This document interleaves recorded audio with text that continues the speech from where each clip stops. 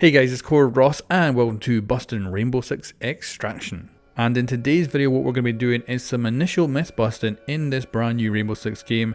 And also I've only had a couple of hours with it, so this is definitely not breaking it down in depth. We're going to cover some of the simplest stuff and some of the more interesting stuff as well. But let's start with one that is a difference between Siege and Extraction, and that is, interestingly, the shadow. So the first person player in Extraction actually has a shadow, which is not present in Siege. Now in Siege, that would be freaking awesome. That would be a nice feature to have, and I assume because the game is just such an old buggy mess these days that they maybe can't do it for some reason, whereas Extraction being a new game maybe doesn't have all that past baggage to worry about. So there's actually a shadow for your character in first person, which does help with the atmosphere for sure. So that is confirmed. Now we're moving on to another simple one, and that is the black goo spreads. This stuff just is on the floor all over the place. You can actually shoot it to get out of the way or melee it. But what I loved was the fact that it looked pretty damn cool as it spread slowly out.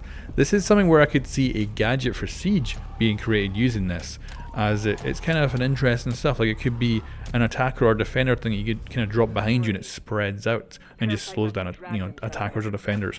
But yeah, this stuff is actually pretty cool to watch. It's kind of relaxing, weirdly enough, but certainly the black goo can over time spread out and actually cover everything. So that is confirmed.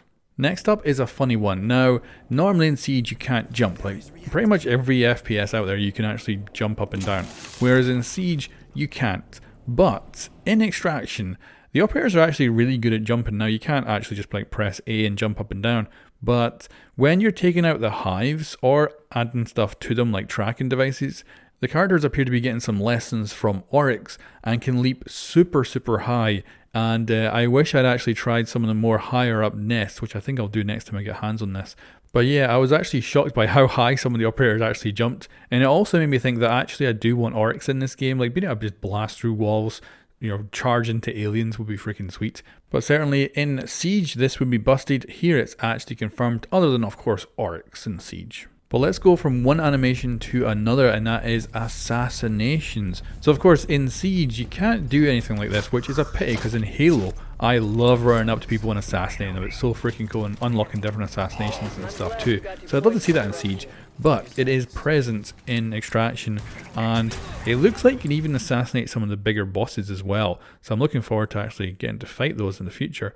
But yeah, this is definitely a cool addition to Extraction and is very fun for obviously a co-op game. So that is confirmed. Now most of these myths of course right now have been pretty much all small insignificant things, but let's move on to something that I think is so freaking cool, and that is how Pulse works in Extraction. And that is that he shares the heartbeat sensor information to everybody, and this is so cool. Now of course if this was in Siege it'd probably be a bit overpowered, but I love the fact that this is a co-op game, so they can do whatever they want with the gadgets that we're used to playing with. However, if you get into Siege via playing Extraction, I could imagine you are used to playing Extraction and you play Pulse and you're showing everyone your heartbeats and you're like, oh, there's someone over there.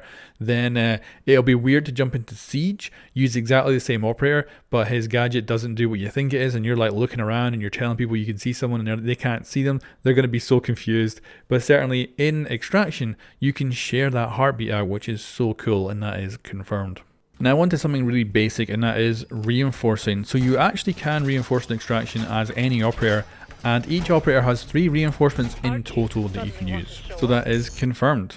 Now you're going to have noticed in the gameplay that you can open up these react doors. I don't know how they went and installed all these doors in places while there's an alien threat around. But anyway, maybe they were already there. Kind of weird either way. But you can open them and you can close them, which I love. I love the fact you can kind of block off different areas, which is cool. I also hope that they maybe make an operator that can like seal them up, or bring in someone like Maverick who can maybe come in and actually like literally weld them shut. That would be freaking cool. Make his gadget actually kind of more of a welding torch. That'd be sweet. But anyway, back to the doors. Confirmed you can close them and actually seal places off. However, don't get overconfident. So when I was playing, this was on the easiest setting. So I was kind of just running around quite happily by myself, not too worried about my squad mates. We were kind of kicking ass, no problem. And that was a bad thing to do, because I was in an area where the doors were closed and I thought it was pretty safe. I was kind of just chilling. and then the doors got beaten open by invisible aliens who came in and pretty much one-shot me. So this game was set to the easiest level and I got freaking wrecked almost immediately. Now if my squad mates had been nearby, if I'd been wiser and just stuck near them, I would have lived. But I think this shows the potential of the difficulty of this game, because this was set to level 1 and it goes all the way up to level 4 for difficulty, so I assume this could actually be really difficult if they get it right.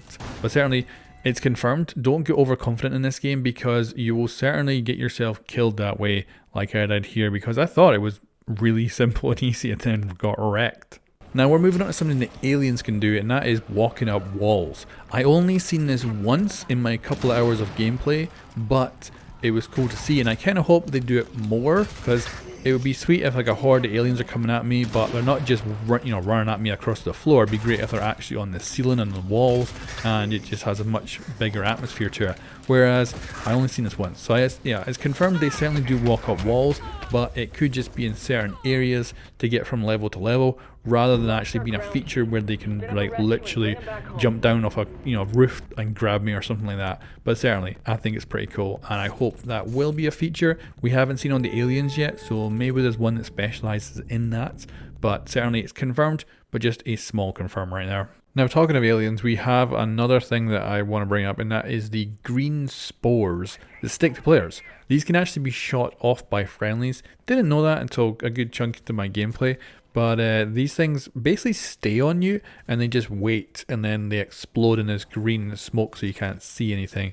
And I think it does a little bit of damage as well. But certainly these things are confirmed for being a pain in the ass. Now the next myth is a fun one, and that is that this game is actually Minecraft.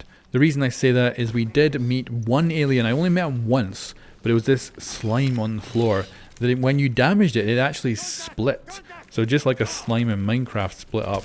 And it was kind of cool to actually come across something like that, and I could imagine again on a higher difficulty this thing might actually be really freaking scary if it just continues to expand and duplicate all over the place as you try and take it out. So it's confirmed there is certainly a slime just like in Minecraft that splits up when you damage it.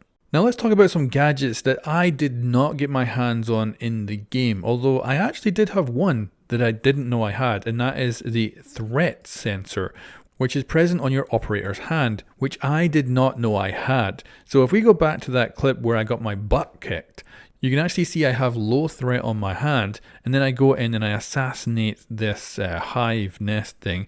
But then as soon as I get down, it's got the highest level, and yeah, this is what I should have been thinking. I'm in danger! So yeah, if I'd actually been told that this thing existed in the gameplay that I was doing, I would have been able to potentially get myself prepared for what was about to happen. But there is also gadgets that I didn't get my hands on at all. So let's start with the field wall. This makes basically a force field in front of you with a device that kind of looks a little bit like what the Alibi hologram starts as, and it projects up this thing that stops enemy projectiles. Seems pretty cool. I assume the enemies can't run through it as well, but that is going to be a very handy bit of tech to bring with you. You've also got the arc mine. So this is basically a claymore, but it targets multiple things. It seems to have a longer range as well than a claymore and can take out multiple enemies. So that's pretty cool. You also have a scan grenade, which is basically a mini lion that you can throw out, and it then identifies enemies nearby, including invisible ones, which is very nice to know. The drones in Extraction are actually useful. So I've seen a lot of people say that they don't understand why you can actually use drones in Extraction, would rather just take explosives or other stuff. Well, there's actually a reason. And although the game we played was super easy, there's something that's brutal about it, and that is your health. It is super hard to get your health back up. There is operators that of course do heal, and there is health boxes that you can find. The problem is there just isn't enough, and you'll find your health going down really quickly, and by the time you get to the end of the map, which is the hardest part, you'll be low on health. And that's why the drone is actually really valuable, because you can find an objective without putting yourself at risk, without losing any health, and you can find the best way to get to an objective and out of that objective without losing health as well. If you want to go super stealthy as well, that is another reason to take the drone, because you can then actually drone in one of your operators and have them go in a way that means they won't get detected or can go in and assassinate everybody. So the drone is actually super important, and I never got to really use it to its full potential, but it is confirmed you do actually want to take the drone because it is really good, especially if you're going for a stealth run. But anyway guys, that's a bunch of stuff I discovered that I thought was interesting about Rainbow Six Extraction after playing it for a couple of hours, but also just by going over the footage I had to see what basically I'd done wrong while actually playing it. And hopefully that means I'll be better prepared for the next time I get a hands-on with this game. Anyway guys, thanks for watching, and I'll catch you next time.